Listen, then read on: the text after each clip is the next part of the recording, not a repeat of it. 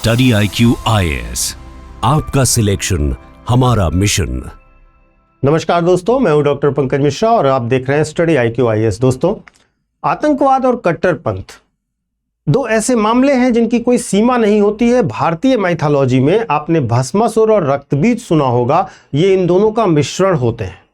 ये अपने पालने वाले को भी मारते हैं, ये स्वयं को भी मारते हैं और साथ ही साथ ये एक बार में मरते नहीं हैं, बार बार अलग अलग रूपों में अलग अलग जगहों से उदय होते हैं। अगर पाकिस्तान में आतंकवाद हो रहा है, आतंकवादी पाले जा रहे हैं, तो वो केवल पाकिस्तान की समस्या नहीं है। अगर कनाडा में आतंकवादी पाले जा रहे हैं तो वो केवल भारत की समस्या नहीं है। भारत यह बात बहुत लंबे समय से कनाडा को समझा रहा था। जस्टिन ट्रूडो के दौर में भारत ने कई बार कहा कि ये खालिस्तानी जिन्हें आप पाल पोस रहे हैं, ये आपके लिए भी खतरा है, इन्हें केवल भारत के लिए खतरा मत मानिए। लेकिन उस दौर में कनाडा अभिव्यक्ति की आजादी के एक धुंधलके में जी रहा था, जिसे उस समय अपनी सुरक्षा से कहीं ज्यादा अपनी राजनीति, अपने वोट बैंक की चिंता थी।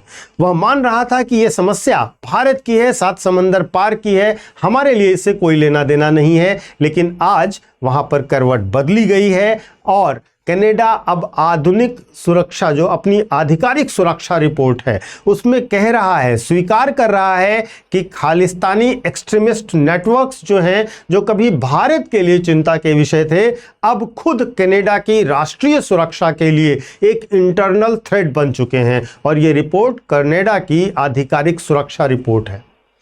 यह आज बहुत समझने वाला मुद्दा है। तो आज के इस वीडियो में हम गहराई से समझने का प्रयास करेंगे कि क्या कनाडा का यह केवल एक डिप्लोमेटिक यू टर्न तो नहीं है, या फिर सत्ता बदलने के बाद ओटावा की अब अपनी ही सरजमी पर मौजूद उस भस्मासुर को वो पहचानने लगे हैं, जो वो खुद सालों से पाल रहे थे, पोस रहे थे और अब उसके परिणाम झेलना शुरू कर चुके हैं। अगर हम पिछले 2, 3, 4, 5 सालों का घटनाक्रम देखेंगे तो भारत के और कनाडा के कूटनीतिक रिश्तों के इतिहास का यह सबसे बुरा दौर था, जस्टिन ट्रूडो का दौर। वह दौर जिसे हम ट्रूडो एरा भी कह सकते हैं आसान भाषा में। वहां कूटनीति पर वोट बैंक की राजनीति हावी हो गई थी। भारत का स्टैंड हमेशा से जीरो टॉलरेंस का रहा। हमने बार बार सबूत दिए, डोजियर्स दिए, लेकिन कनाडा की जमीन का इस्तेमाल भारत के खिलाफ फंडिंग के लिए और प्रोपोगेंडा फैलाने के लिए लगातार होता रहा। लेकिन पिछली सरकार ने इसे लगातार नजरअंदाज किया और उसे केवल विदेशी चिंता माना, और यहां तक कि उन्होंने आरोप लगाया कि भारत वहां पर हत्याएं कर रहा है। तो दोस्तों, जो कट्टरपंथ की प्रकृति होती है ना, वो बड़ी एक्सपोनेंशियल होती है।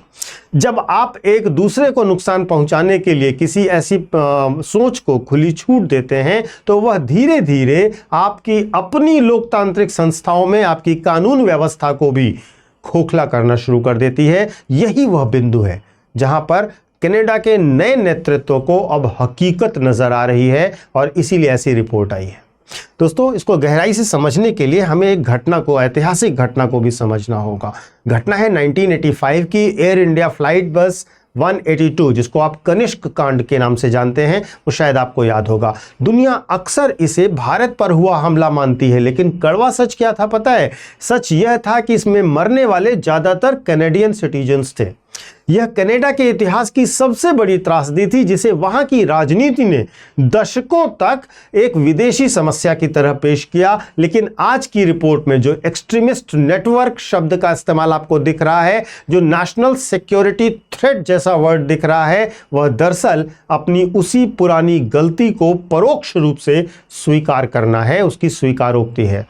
अब वहां की एजेंसियां यह समझ पा रही हैं और जान रही हैं कि अगर 1985 जैसा नेटवर्क आज भी वहां सक्रिय है तो कनाडा की संप्रभुता पर सीधा चैलेंज हो रहा है। और इसी सुरक्षा चिंता के कारण, इसी सुरक्षा चिंता के साथ जुड़ा हुआ है यह डिक्लेरेशन। एक और बड़ा कारण है, आखिर क्यों कनाडा भारत की तरफ दोबारा हाथ बढ़ाने के लिए आगे बढ़ रहा है, मजबूर हो रहा है, और वह कारण है ग्लोबल इकोनॉमिक रीअलाइनमेंट। आपने ट्रंप का एरा देखा।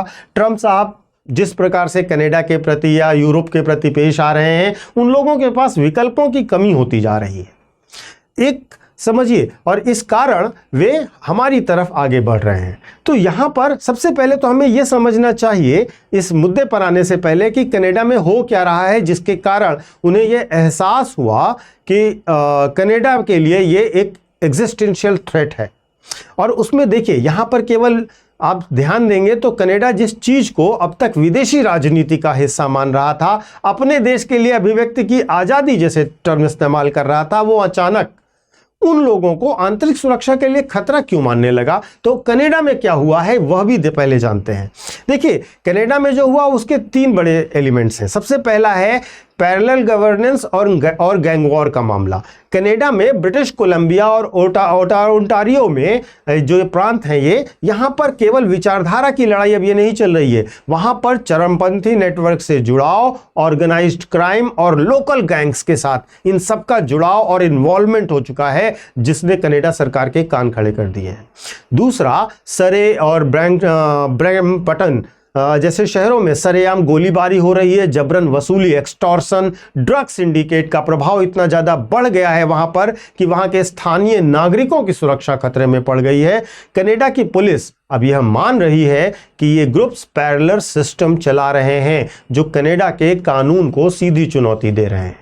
दूसरा बड़ा प्रभाव जो इन्हें दिखाई दिया कनाडा वालों को, वह है वहां के संस्थानों में इनकी घुसपैठ। कनाडा की इंटेलिजेंस रिपोर्ट्स ये संकेत देती हैं कि इन चरमपंथी समूहों ने वहां के स्थानीय स्कूलों, गुरुद्वारा कमेटियों और यहां तक कि स्थानीय राजनीति के निचले स्तरों पर अपनी पकड़ इतनी मजबूत कर ली है कि पब्लिक ओपिनियन को अब ये मैनिपुलेट कर रहे हैं और वहां की सरकार और सोच दोनों को प्रभावित कर रहे हैं। तीसरी बड़ी चीज है रेडिकलाइजेशन की। आप देखिए, कनाडा लंबे समय तक इसको फ्री स्पीच मानता रहा, लेकिन वहां के युवाओं में अब कट्टरपंथ का स्तर इतना ज्यादा बढ़ गया है कि एक प्रकार से सिविल अनरेस्ट की स्थिति पैदा हो गई है। हाल के महीनों में वहां विभिन्न समुदायों के बीच में जो हिंसक झड़पें देखने को मिल रही हैं, मंदिर परिसरों में जो घटनाएं देखने को मिल रही हैं, उन्होंने कनाडाई समुदाय को 2 गुटों में बांट दिया है। इस सरल शब्दों में अगर हम कहें कि जिस भस्मासुर को कनाडा 7 समंदर पार भारत को डराने के लिए पाल रहा था, आज उसकी तपिश कनाडा के अपने घर में महसूस हो रही है। और जब घर जलने लगता है ना, तो कूटनीति आदर्श नहीं, नेशनल सर्वाइवल की चिंता सर्वोपरि हो जाती है। और आज कनाडा के रिस्पॉन्स में वही दिख रहा है। जियोपॉलिटिक्स जो होती है ना, क्यों हम भारत की तरफ देख रहे हैं कनाडा का बदला हुआ रुख, उसके लिए जियोपॉलिटिक्स को भी समझना होगा। जियोपॉलिटिक्स भावनाओं और वोट बैंक से नहीं चलती है, वह चलती है हार्ड पावर से। कनाडा एक बड़े आर्थिक संकट और कास्ट ऑफ लिविंग की क्राइसिस से गुजर रहा है। वहीं दूसरी ओर भारत 2026 में दुनिया के सबसे तेज बढ़ने वाली इकोनॉमीज का रेस में आगे बढ़ रहा है और ये मेजर इकोनॉमी भारत बन चुका है। यहाँ पर कनाडा के पास संसाधन है, कनाडा रिसोर्स रिच अवश्य है, उसके पास वो संसाधन है जिनकी ज़रूरत भारत को है, लेकिन भारत के पास वो बाजार है जिनकी कनाडा को आज अपने सर्वाइवल के लिए ज़रूरत है। इंडो पैसिफिक स्ट्रेटेजी में भी देखें तो बिना भारत के कनाडा इंडो पैसिफिक में कोई प्रभावी भूमिका नहीं निभा सकता है। कनाडा की नई सरकार को यह क्लियरली समझ में आ रहा है कि एक काल्पनिक नैरेटिव के लिए जो कि पिछली सरकार ने सेटअप किया था, दुनिया की 5वीं सबसे बड़ी अर्थव्यवस्था से रिश्ते तोड़ना और मुंह मोड़ना बहुत खराब डिसीजन होगा।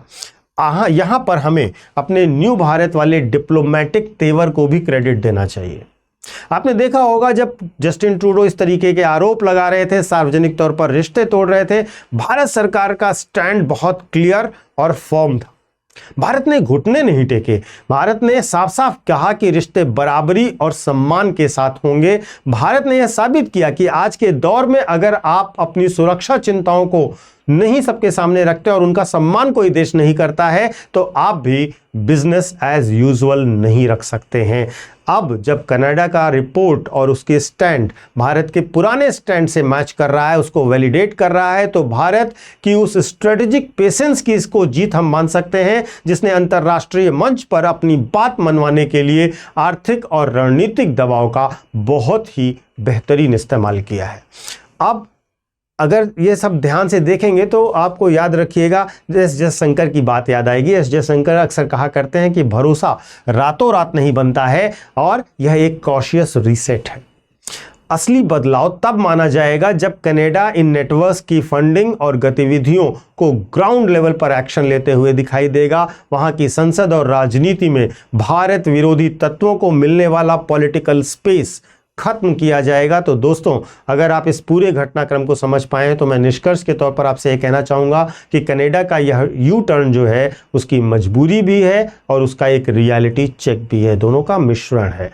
जब सत्ता बदलती है तो राजनीतिक चश्मे भी बदलते हैं और वे चश्मे उतरते हैं, तब देश वही सच दिखाता है जो उसकी इंटेलिजेंस एजेंसियां सालों से फाइलों में दबाए बैठी हुई थी।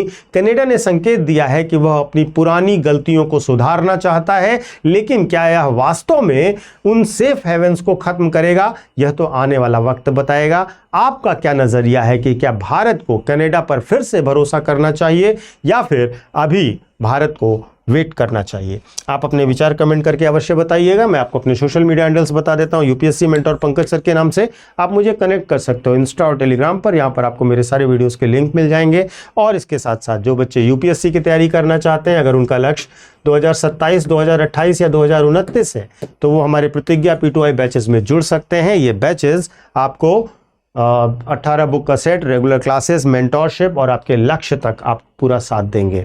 आपको इसकी सारी डिटेल्स हमारे डिस्क्रिप्शन बॉक्स में दिए गए लिंक पर और हमारे ऐप और वेबसाइट पर मिल जाएगी। वहां पर आप हमारी डेमो क्लासेस भी देख सकते हैं। हमारे बैचेस हिंदी माध्यम में, इंग्लिश माध्यम में और बाइलिंगुअल अवेलेबल हैं और आज से बैचेस शुरू हो रहे हैं। महत्वपूर्ण रूप से ये बैचेस ज्वाइन करने से पहले आप PK लाइव कोड का ध्यान रखिएगा, इस कोड को लगाइएगा जिससे आपको एक अट्रैक्टिव डिस्काउंट भी हमारी तरफ से आपको मिलेगा। ये फैकल्टी कोड होता है। अगर कोई समस्या होता ही है तो डिस्प्ले हो रहे नंबर पर आप कॉल कर सकते हैं, जहां पर आपको सपोर्ट टीम कॉन्टैक्ट कर लेगी। Thank you so much. जय हिंद। स्टडी IQ IAS, आपका सिलेक्शन हमारा मिशन।